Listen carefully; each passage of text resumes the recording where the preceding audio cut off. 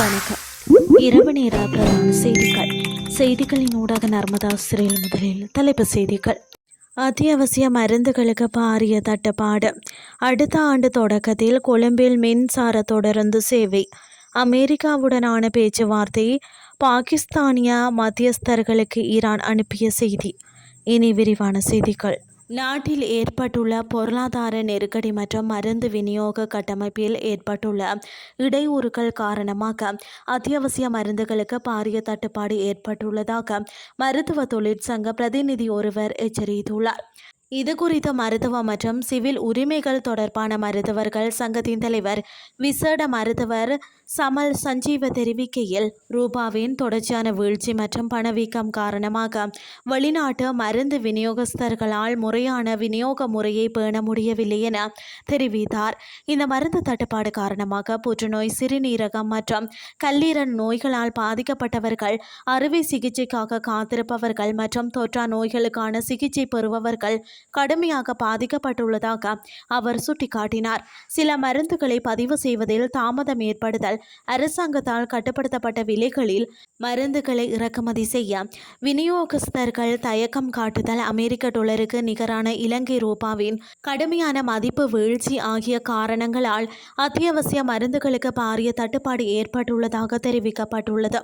இதனால் குறைந்த வருமானம் பெறும் நோயாளிகள் அதிக கட்டணம் செலுத்தி வெளிநாடுகளில் இருந்து மருந்துகளை இறக்குமதி செய்ய வேண்டிய கட்டாயத்திற்கு தள்ளப்பட்டுள்ளனர். உரிய அதிகாரிகள் உடனடியாக இந்த நிலையை சரி செய்ய தவறினால் சுகாதார சேவைகள் மற்றும் நோயாளிகளின் பராமரிப்பு நடவடிக்கைகள் கடுமையாக பாதிக்கப்படலாம் என மருத்துவர் சமல் சஞ்சீவ எச்சரித்துள்ளார்.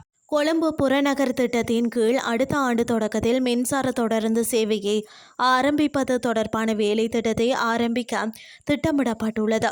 இது தொடர்பான விசேட கலந்துரையாடல் ஜனாதிபதி அனுரகுமார திசாநாயக்க மற்றும் போக்குவரத்து அமைச்சின் அதிகாரிகளுக்கு இடையே இன்று முற்பகல் ஜனாதிபதி செயலகத்தில் நடைபெற்றது. அதன்படி தற்போதுள்ள தொடருந்து சேவைக்கு இணையாக இந்த மின்சார தொடருந்து சேவைகள் முன்னெடுக்கப்படும். இந்த தொடருந்து சேவை முதற்கட்டமாக கலனிவழி தொடருந்து மார்க்கத்தில் மருதானையில் இருந்து மாகம்புர வரையும், பிரதான மார்க்கத்தில் கொழும்பு கோட்டையில் இருந்து ராகம வரையிலும், கரையோர மார்க்கத்தில் கொழும்பு கோட்டையில் இருந்து பாணந்துறை வரையிலும் முன்னெடுக்க திட்டமிடப்பட்டுள்ளது. அத்துடன் தற்போதுள்ள அகலமான தண்டவாள பாதைகளுக்கு பதிலாக சர்வதேச தரத்திலான நியம பாதைகளாக தொடருந்து தண்டவாளங்களை புனரமைப்பது குறித்து இதன்போது விரிவாக ஆலோசிக்கப்பட்டது. இந்த திட்டத்திற்கான நிதி வசதிகளை பெற்றுக்கொள்வது மற்றும் அதனை நடைமுறைப்படுத்தும் போது எதிர்கொள்ளக்கூடிய சவால்கள் குறித்தும் ஜனாதிபதி அதிகாரிகளுடன் கலந்துரையாடினார்.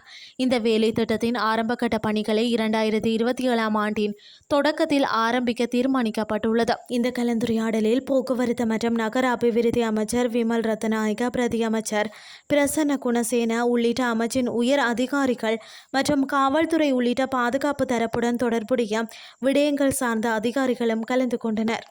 இனி வெளிநாட்டு செய்திகள். ஈரான் அமெரிக்காவுடனான பேச்சுவார்த்தைக்கான தனது சமீபத்திய முன்மொழிவை பாகிஸ்தானிய மத்தியஸ்தர்களுக்கு அனுப்பியுள்ளது. பேச்சுவார்த்தை செயல்முறை குறித்து அறிந்த வட்டாரங்களை மேற்கோள் காட்டி சர்வதேச ஊடகங்கள் வெளியிட்ட செய்தியில் குறித்த விடயம் தெரிவிக்கப்பட்டுள்ளது. இதன்படி அந்த முன்மொழிவில் என்ன அடங்கியுள்ளது என்பதோ அல்லது ட்ரம்ப் அதை ஏற்றுக்கொள்வாரா என்பதோ இன்னும் தெளிவாக தெரியவில்லை என குறித்த செய்தியில் சுட்டிக்காட்டப்பட்டுள்ளது.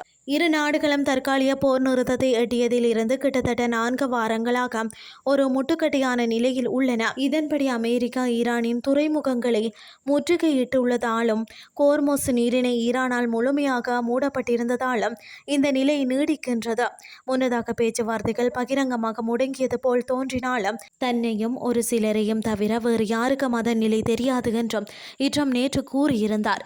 இதற்கமைய இந்த கருத்து பேச்சுவார்த்தைகள் தொடர்ந்து நடைபெற்று வருவதை உணர்த்துவதாக இருந்தமை குறிப்பிடத்தக்கது. செய்திகள் யாவும் நிறைவடைகின்றது.